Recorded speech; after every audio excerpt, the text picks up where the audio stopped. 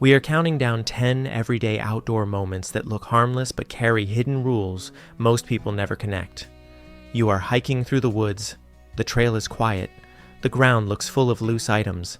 A feather here, a rock there, a piece of old wood near a cabin. It all looks like abandoned trash or simple nature. But the real story is hidden underneath. Federal laws track these items right now. They track where they sit. They track who picks them up. And they track where they go next. The gap between finding a souvenir and committing a crime is much smaller than most people think.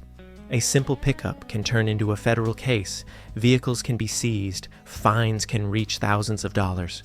It sounds extreme for a walk in the woods, yet the records show it happens. The number one spot explains the single concept that makes every other rule make sense. But first, the list starts with a creature that looks like a childhood pet. Fact number 10. The stream bottom trap. A clear stream looks harmless. A wet rock looks like a simple hiding spot. You flip the rock. You see a salamander. It feels like a fun discovery. You might think about taking it home for a terrarium. But that small grab can trigger a massive legal chain. It starts with the local trap. Many states have strict rules about native species. They limit possession. They require permits. So the moment you put that animal in a bucket, you might be breaking a state law. Then the federal layer hits. The Lacey Act is a federal law that targets illegal wildlife trade. It kicks in when wildlife is taken in violation of state law and then moved across state lines. So you catch a salamander in one state. You drive home to another, you just crossed a federal line. Prosecutors can charge this as a serious offense. It gets crazier. Disease rules add another layer. Scientists worry about fungus killing native populations, so moving a salamander is treated like moving a biological weapon. That means enforcement is not just about the animal. It is about the safety of the whole watershed. And it is still happening today. Rangers watch these streams. Online groups get monitored. A free pet can cost you legal fees, fines, and a criminal record. Fact number 9. The weightless federal crime. You see a feather on the trail. It's huge. It looks like it came from a hawk or an eagle. It's just sitting in the dirt. No bird is around. It feels like a gift from the sky. But picking it up is a federal offense. This surprises almost everyone. The law does not care if you found it. It cares that you have it. The Bald and Golden Eagle Protection Act covers every part of the bird. Feathers, talons, bones. It dates back to 1940. The goal was to stop market hunting. If everyone could claim, "I found it on the ground," poachers would have an easy cover story. So the law removed the excuse. Possession itself is the violation.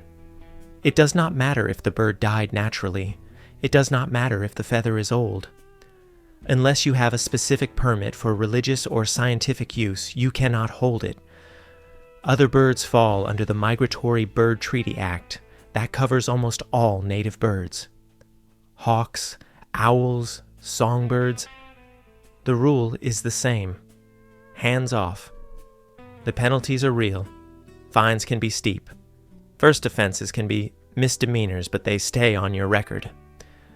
Wildlife officers seize collections regularly. Here's the thing. The feather looks weightless, but the law treats it like government property. It belongs to the system, not the finder. And that protection remains active right now on every trail in the country. Fact number 8. The coal seam. Mistake. You are walking near an old road cut. You see black rock. You split a piece of shale. Inside there is a perfect fern print. It looks like a common plant fossil. It feels like waste rock from a coal mine. But on federal land, that rock is a protected resource. The Paleontological Resources Preservation Act, or PRPA, changed the game. It treats fossils on federal land as public property. This includes plant fossils when they have scientific value. And coal fossils tell a huge story. They describe the ancient swamp forests that formed the coal. They track climate changes from millions of years ago.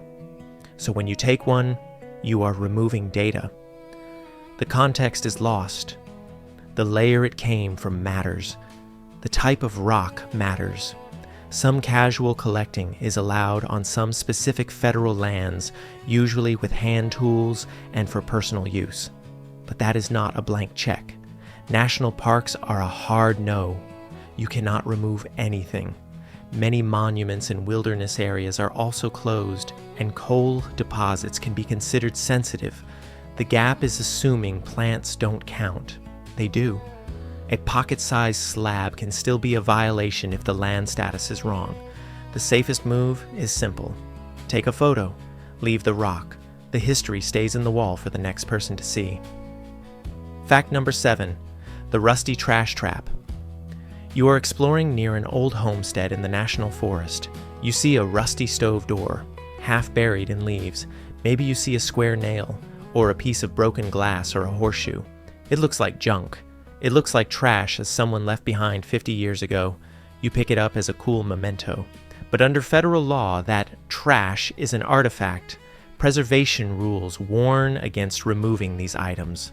The gap is thinking artifacts have to be pretty or valuable, like gold coins or perfect statues.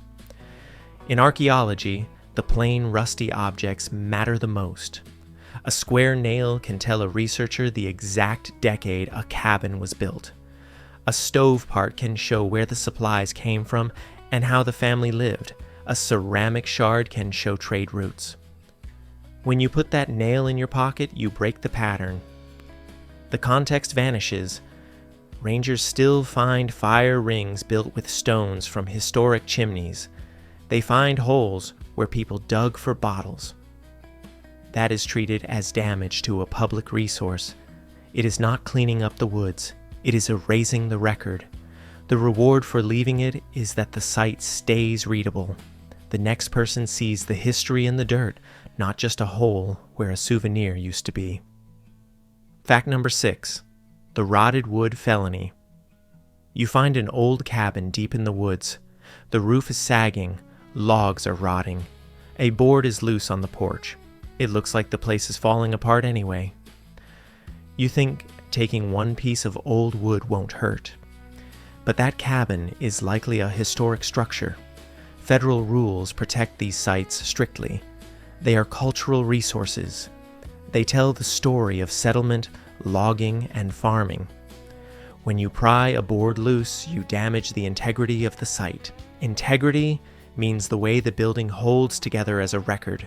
One missing board lets in water, water freezes and expands, the rot speeds up, the wall collapses, so your souvenir actually accelerates the destruction of the whole building. That is why the law treats it as damage to government property. It applies to more than cabins, old barns, fire towers, CCC structures from the 1930s. Removing parts from them destroys the context. Archaeologists need to know where items sit to understand the site. Once you move it, that story is broken. Penalties can be severe. RPA violations can bring felony charges and massive fines if the damage is high enough. It's not just about the value of the wood, it's about the cost to fix the history.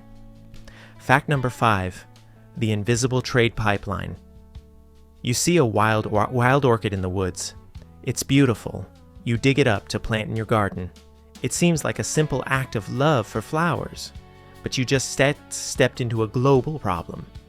Orchids are protected by a treaty called CITES. This agreement tracks trade in endangered plants. Wild orchids are incredibly fragile. They often need specific soil fungi to survive. You dig the plant, but you leave the fungus behind. The plant might bloom once, then it dies. So you destroyed a wild plant for nothing. The trade in these plants is huge and damaging. Poachers strip entire hillsides to sell roots and tubers. Some are sold for food, like salep. Some are sold to collectors. The demand drives species to the edge of extinction. That is why digging them is illegal on public land. It is also why buying wild collected plants is risky. You are funding the destruction of the very thing you like. The ghost orchid in Florida is a prime example. It is famous, rare, and heavily poached. But even common-looking orchids in Appalachia face the same pressure. The payout for leaving them alone is real. The plant stays alive, the seed pod matures, the colony grows, the legal risk vanishes, and the woods keep their jewels. Fact number 4. The habitat destruction. Souvenir, you are standing in a river. You see a smooth, flat rock. You pick it up to skip it or take it home. It feels like the most innocent thing in the world, but that rock was a house. River rocks create the stream bed. They lock the sand in place. They create pockets of slow water. Endangered salamanders like the hellbender live under those rocks. They need that exact shelter to survive. Fish lay their eggs in the gaps between stones. When you move the rock, the current changes. Sediment washes in. It chokes the eggs. It fills the gaps. The salamander loses its home. Evidence shows that moving even a few rocks can damage a stream section for years. The water warms up. Oxygen levels drop. The fish leave. That is why removing natural features is banned in many parks and forests. It is not about hoarding rocks. It is about keeping the river alive. Restoring a damaged stream takes heavy equipment and years of work. Crews have to rebuild the bed stone by stone. So that rock in your hand is actually a key part of a living machine. Put it back. The river needs it more than your garden does. Fact number 3. The calcium cycle. Theft. You find a deer antler in the leaves. It's a shed. The deer is gone. It looks like free bone. You strap it to your pack, but inside a national park, that is illegal. The rule seems harsh. Why can't you take it? The answer is in the soil. Antlers are massive blocks of calcium and phosphorus. In the wild, they don't just disappear. Rodents gnaw on them. Porcupines eat them to build their own bones. Rain washes the minerals into the dirt. Plants suck them up. The nutrients cycle back into the forest. If everyone takes the antlers, the forest loses that calcium. The soil gets poorer. The animals get desperate. Porcupines will chew on cabins and car tires if they can't find natural minerals, so removing antlers creates conflict. It also messes up the scientific record. Biologists use sheds to track herd health. They count rings. They measure size. If you take the data, they can't manage the herd. Rangers enforce this strictly. They check packs. They watch trailheads. The fines are heavy because the impact is cumulative. One antler is small. Thousands of antlers is a disaster. Fact number 2. The route that's tracked. You see a ginseng plant. It has 3 prongs. It looks like easy money. People have dug it for generations. You think you can just dig it and sell it. But ginseng is the most regulated plant in the woods. It is tracked like a controlled substance. The rules are tight because the plant grows so slowly. It takes years to mature. If you dig it too soon, the population crashes. Federal and state laws overlap here. You can only dig in certain seasons. You can only take plants of a certain age, usually marked by having at least 3 prongs. And here is the kicker. You must replant the red berries at the dig site. That is the law. If you walk away with the seeds in your pocket, you are poaching. The berries are the future. Taking them kills the next generation. On federal land, you often need a permit. Some areas are totally closed. Taking roots from a national park is a serious crime. Dealers have to keep strict records. If you sell to a dealer, you create a paper trail. Officers trace that trail back to the woods. The risk is high. Fines can reach $5,000. Jail time is possible. The plant is valuable, but the legal weight is heavier. Fact number 1. The surface history. Crime. You look down at a plowed field or a riverbank. You see a piece of chipped stone. It's an arrowhead. It's sitting right on top. It feels abandoned by time. But finding it is not the same as owning it. The Archaeological Resources Protection Act of 1979 changed everything. It treats these artifacts as part of the land's story. They are archaeological resources. They belong to the public. The law focuses on context. Where the arrowhead lies tells scientists how people moved, hunted, and lived. When you pick it up, that information vanishes. The pattern is broken. Many people think surface finds are legal. On federal land, they are not. The age of the object triggers the protection. If it is over 100 years old, it is covered. This applies to arrowheads, pottery, tools, and ships. The penalties are severe. This is not a parking ticket. It can be a felony. Vehicles can be confiscated. People argue that the plow already moved it, but the law says it still belongs to the site. This is the number one trap because it challenges the oldest instinct, finders keepers. On public land, that rule is dead. The history belongs to everyone, which means no single person gets to take it home. The stone stays, the story stays, and you stay out of court.